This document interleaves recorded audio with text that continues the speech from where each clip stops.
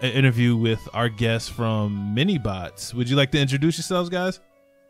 Sure. My name is Yen, and this is my lead developer, Jeremy. Hello. How you guys doing? We're good. How about yourself? Not too bad. It's great to see you guys again. How's Tucson? It was kind of wet last night. It's windy today. Windy? That's unusual. Very windy. That is super unusual. Storms in Tucson are the best. I'm just saying. You're weird. But anyways, all right. So how long have you guys been gaming for? For as long as I know. For as long as I remember. Been gaming for quite a long time. My parents were gamers, and so they introduced me to gaming. Played since on the Sega Master System way back in the day. Holy cow. Sega Master System, yeah. So I've been playing for a long time. Nice. All right. How about mine you? was all Atari 2600 first, started with that, the old Pac-Man and stuff like that. And then, so it's been, since, as far as I know, gaming's been there. Parents don't like it, but gaming's always been there. Nice. You ever heard of ColecoVision? Oh yeah. ColecoVision, My dad had one. Yeah. My dad, that was like our first console I think that we had was the ColecoVision. It was pretty cool. Wow. I wonder if I can find one in this day and age. You can. You can. I'm a console collector. You can find literally any of them. You just have to know where to look. Nice. All right. So growing up, what was your favorite game? Well, we can do current and growing up. What was your favorite game? What are your favorite games currently? And what were your favorite games like growing up?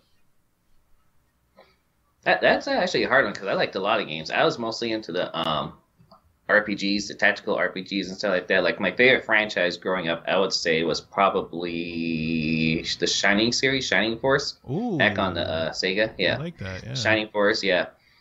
And it was like Shining Force. I played Shining Force, the original one. I played Shining the Darkness, the game that came before that. Played Shining Force 2. Tried to do Shining Force 3, but they never released the whole thing out in the West, which is pretty sad. They only released like part 1. So it made me sad. And then currently, I would say, because I haven't played a lot of games currently, because I'm too busy making them. But I would say probably the last one I played extensively that I liked a lot was probably Skyrim. Skyrim on there. Skyrim. A lot over 1,000 hours on it, I think. I'm not gonna lie, that was the first Bethesda game I ever liked. It's probably the only one. It's the only Bethesda game I'll ever like. I hate Bethesda. All right. What about you, Ian? What were your favorite games growing up and currently? I think when I was growing up, I think I liked all the first-person shooter games like the Unreals, the Wolfensteins. When that first came out, that was big. So I enjoyed those. I think now I still go back to Diablo 3 and I still go to StarCraft. So those are my two favorites that I'll play that I still loaded on my computer. Note to self, get your Diablo 3 Blizzard tag so that we can destroy everything together. Oh, I'm down. Excellent. So, guys, talk to me about Minibots. What inspired it? What's the story? How did it come to be? Let's go with drunken bets that should never be made when you're drinking. But yeah, me and a couple guys were, we were talking that we wanted to build a game, and it just happened that we were at a bar, we were drinking, and next thing you know, we're deciding to build little robots shooting cockroaches. But it actually didn't start out as shooting cockroaches. It actually started out with just robot-on-robot violence. So it was supposed to be in lines of Super Smash Brothers, where instead of characters, you'd have robots. And then from there, we needed to do a single-player kind of type environment, and that's where the cockroaches came involved. And then our graphic artist said she wouldn't play our game because the cockroaches were disgusting. So that's when the gummy bears came in play. And then, now it's just one big chaos level. So yeah, it's pretty awesome. We got a few where people didn't like looking at the cockroaches, but they love the gummy bears. The gummy bears are my absolute favorite part. Mm-hmm. So from what I understand, you guys remade the game a total of 4 times, and this final one was developed within the last 4 months. Yeah, we've had some personnel issues, I guess is what we'll talk about it. Yeah. Minibots is. I'll tell you now. Everybody who's worked for Minibots, this is their first game. This is their first game that they've ever built. A lot of them are just graduated from school. It's extremely ambitious too. A 3D third-person shooter for your first game. Yeah, when you go big, right? Big. You got to. Yeah. You absolutely have to. In general, what happened was, basically we put out a call to the local gaming school in town, which is what was it? Art Institute. The Art Institute, yeah. Yeah. And then they referred me to a few guys like Jeremy, John, and David. So we interviewed them and we hired them. And basically no one's built the game before. This is their first. And that's pretty much how we got them. And then our lead programmer, he left the company pretty much 4 months. About, I would say 4 months in, probably 4 or 5 months in. So about 4 months he left for personal reasons. And then after that, we were kind of left without any coders and a bunch of graphic people.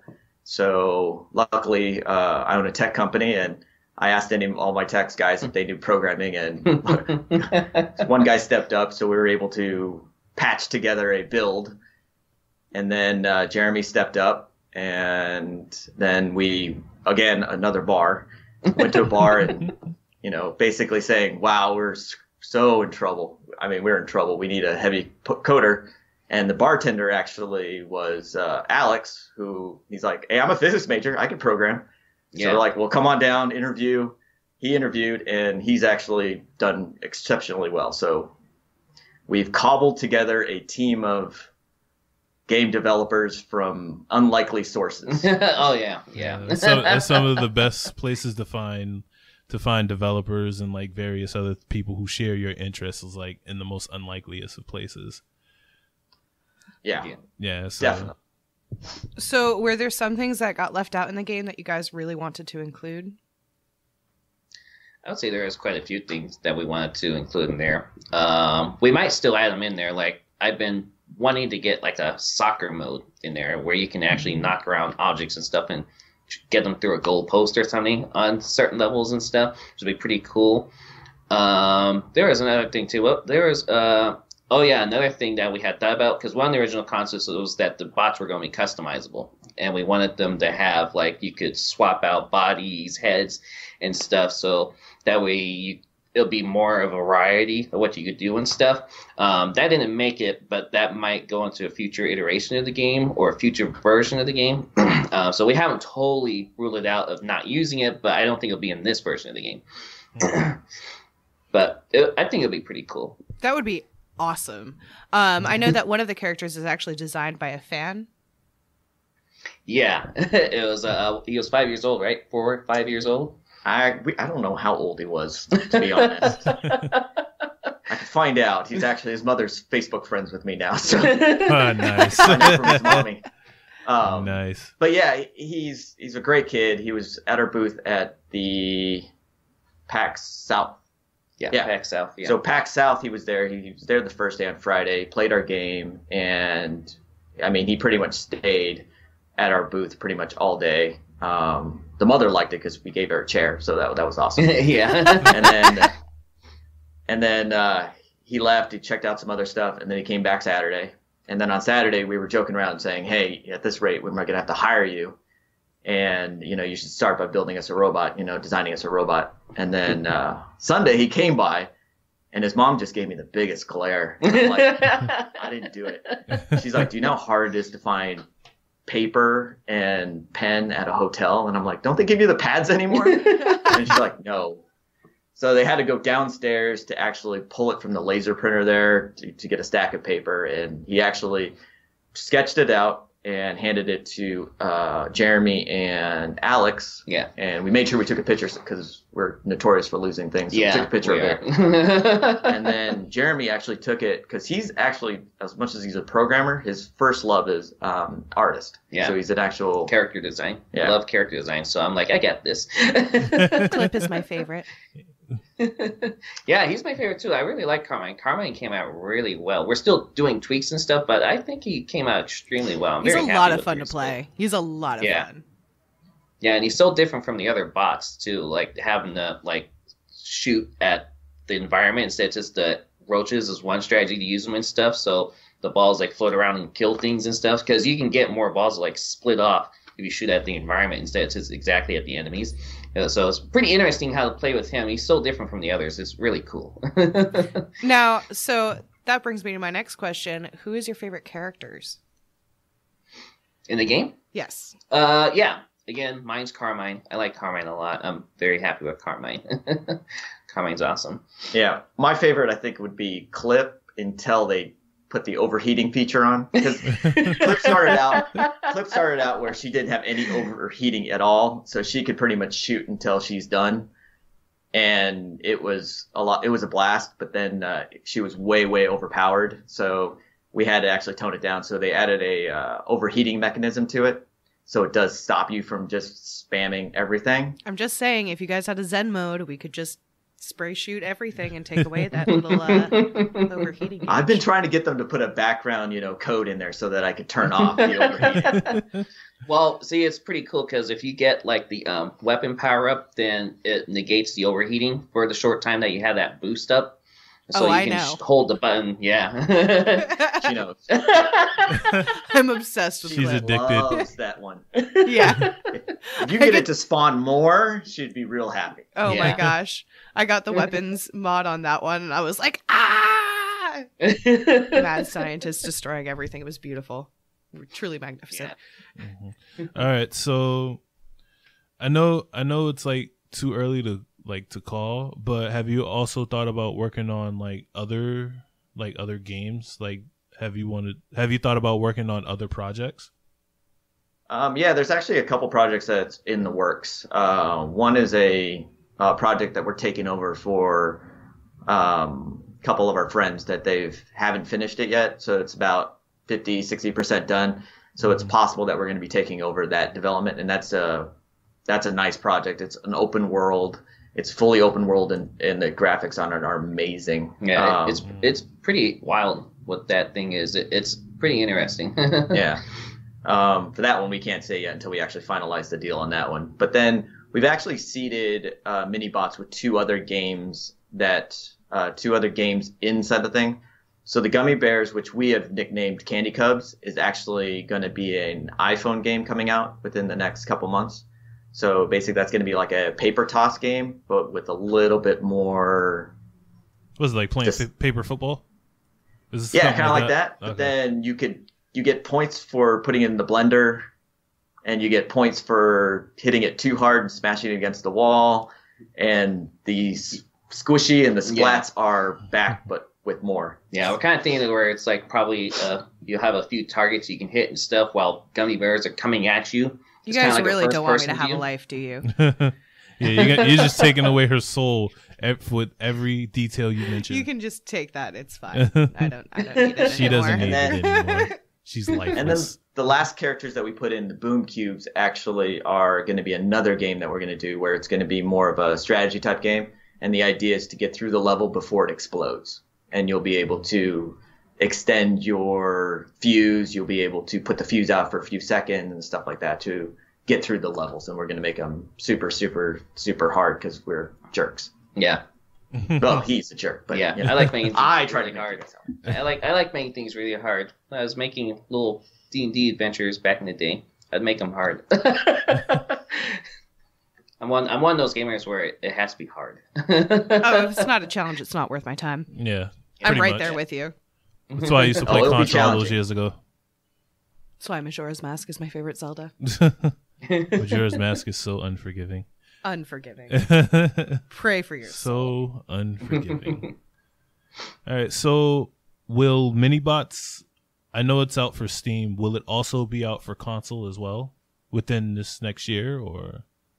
Yeah, we are hoping for sometime this year for console. Currently for Xbox One.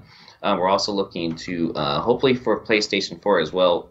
We're looking into trying to get, because there's like a compatibility issues that we're having with the controllers, because each console has a different controller mapping, and so we have to figure out how to get it so the game works on all the different consoles and stuff. So, Okay.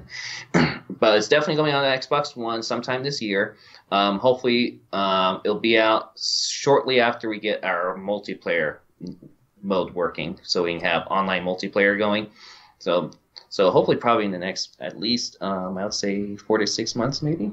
Yeah, about that. It's safe. I mean, the other issue that we have, especially with Xbox, is they're so not indie friendly. So we have to prove that it's worth to be on Xbox. So we're in that phase right now. So we're trying to get as much support as possible so that Microsoft will say that, yes, okay, you guys are worthy to be on our platform. Mm-hmm. So we did the final, we're up for final review probably in about 3 months. So hopefully we'll have the multiplayer version, and then they'll say that we're worthy to be on the Xbox ecosystem. Sony's a little easier, but yeah, we're still on the same process with them too. So we have to fill out some more paperwork. It's stacks and stacks of paperwork. So if you guys have free time, you guys want to come down and fill out paperwork. That'd be awesome. It's my favorite pastime activity, actually. All right, you're hired. Yes. All right, so you mentioned how difficult it was for Xbox One and PS4 to even just approve it as like in general. So was it also that much harder with Steam? We thought so. Actually, everyone was telling us that it would take like 4 or 5 months to get approved to be on Steam with the Greenlit process. With the old one, the new one, it's whatever goes now. I don't know exactly. The new Greenlight process is actually pretty seamless. The old Greenlight process would take months of review and voting and comments, and it was a lot. But the new Greenlight process is really, really wonderful. Steam really likes indie gamers. Indie games are pretty much how Steam makes its revenue anyway. Oh, correct. So we launched the game for Greenlight July 1st, and then I think July 22nd we got approved to go Greenlight. We were approved to be on. Yeah, so it went really fast. It went really fast. Yeah. So, and I think a lot of that had to do is at the time we went to Florida SuperCon, and a lot of those people actually helped us out and went on to Steam and approved us and greenlit us and did all their yeses and nos or whatever. So it went by quick. Okay. Well, I thank you for blessing us with your presence on the show today. And Yen, I see you're Arizona Wildcats fan. Are you picking them to win the March Madness? Well, of course. But it's a love-hate relationship with the Cats. They're a great team. They're just sometimes they're very inconsistent, and it drives me nuts. Yeah. So if you hear a lot of crying tonight, then that's probably because they are playing tonight. So yeah, I know. Hopefully they win. They're playing 7 your time, right? I believe so. Yeah. So I think Gonzaga's first, and then we're second. I think right after that. So. Okay. All right. Well, we appreciate you guys for blessing us with your presence on the show. And where can everybody find you guys on social media? Pretty much on Twitter, it's the Minibots, and we're on Discord. So if you want to hop on our server, we're always on. Yes, please join our Discord. We're always there talking, having fun, streaming games. It's cool. So. Yeah. But all in all, just go to minibots.com, and all our social media list and pages are all on there. So it makes it easier.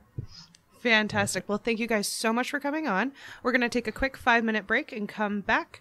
And we're going to have a open talk area where we're just going to talk about video games. You guys from Minibotz are more than welcome to stay on and hang out with us during that. All right? Sure. Cool. Yay. Okay. We love talking about games. Yeah, no problem. All right, this is Precision Gaming. We'll be right back.